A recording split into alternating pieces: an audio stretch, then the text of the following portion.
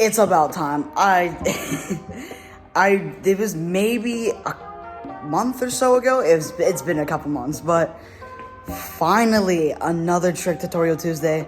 And as I said in the last one, I don't even know if you guys remember because it was so long ago, but this time we're doing how to tail whip. Finally, I'm not sure if any of you guys have been waiting to do this, but if you have, thanks for sticking around.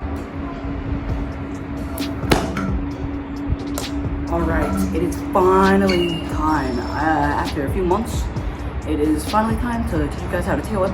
And it's, again, been a really long time. But to get started, there are 3 really simple steps to learn how to start tail whipping. Number 1 is the jump. Number 2 is the flip. And number 3 is the arm motion.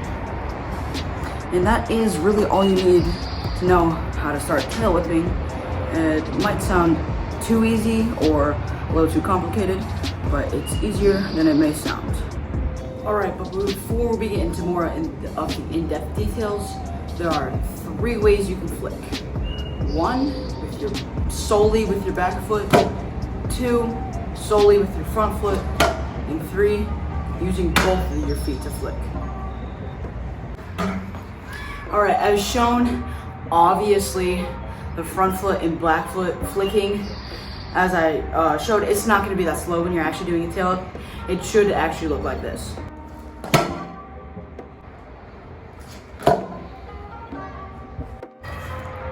Alright, so now that we've covered flicking, now I can get into more of the in-depth details. So, number 1, jump is what it was. So, I would assume, since you guys are learning how to tail whip, that you can at least bunny hop at least half a foot. And how I recommend learning it first is by J-hopping, which looks like this. Alright, number 2, again, the flicking. So either front, back, or both. So that's the 3 ways you should flick. Personally, if you're learning off of me, I flick with both of mine. I sort of flick the back of the deck with my back foot and then finish it going faster with my front foot. So I kind of flick it out just a little bit with my back and then finish it with my front. That's how I personally flick with my scooter. That might sound really confusing, and it does after I think about it, but that is just how I flick my scooter. And lastly, the arm rotation. This is one that most people struggle with. It's basically the one that is the most confusing, but I'll run over it with you. So, how you're gonna wanna do the arm motion is you're gonna wanna do it in an up and down motion, but not in a side to side motion. That is the most crucial step to arm motion, and most people when they're learning tail whips get this wrong. I had a friend who just recently learned how to tail whip, and this was one of his mistakes the entire time, trying to do it side to side and not up and down. But yeah, with all those combined steps, you're gonna first, to learn it, I recommend flat, because if you're just beginning, tail whip is a pretty beginner trick, and if you're trying to do it out of a quarter pipe or a bank, it can be pretty tough to do new scooter riders, so I really do suggest you learn it flat. But if not, as an exception, definitely use a bank. But how you're gonna learn this first is you're gonna foot plant. And how to foot plant is you're basically gonna put your foot down on the ground, flick it with your front, back, or both. You can't really do both, but with your front or back foot, and you're gonna do the arm motion, and then you're gonna put your foot back down on the deck and put both feet in right away.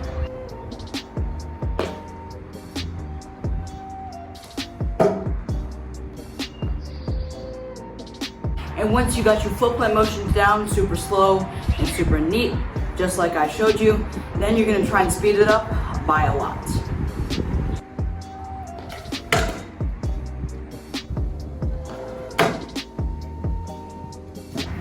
So once it looks super smooth, like I just showed you, then you're gonna try and actually jump with it, flick it, and do the arm motion, and try and land it. But actually, before you go and try and land it, I suggest you try and land one foot first. And the foot you want to land with is your back foot. You don't want to land with your front foot. You don't want to try and land with both feet. You want to try and land with your back foot first. And the reason why it's back foot is because once you get really good or much better, you're eventually going to end up catching your tail whips. And when you catch a tail whip, you want it to be your back foot. You don't want it to be your front foot or both feet, because it just makes it 20 times harder to make different combos out of that trick. So back foot primarily is all you need to do right now. And it should look like this.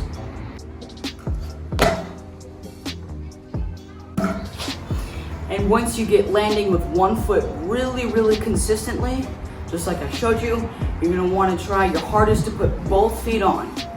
And you're gonna try over and over, practice, and have a bunch of patience. This trick, it could take you a really long time. It took me like 9 months to land this because I didn't have the commitment to it.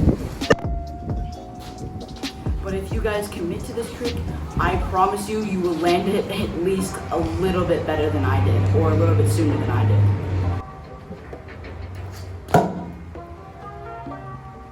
And one last thing with tail whips, don't try and rush this trick. Remember, practice and patience. And also, don't worry about catching your tail whips right now. Just try and land with both feet, and maybe you can try and catch them later on once you've gotten really consistent with tail whips. That's all for today's video.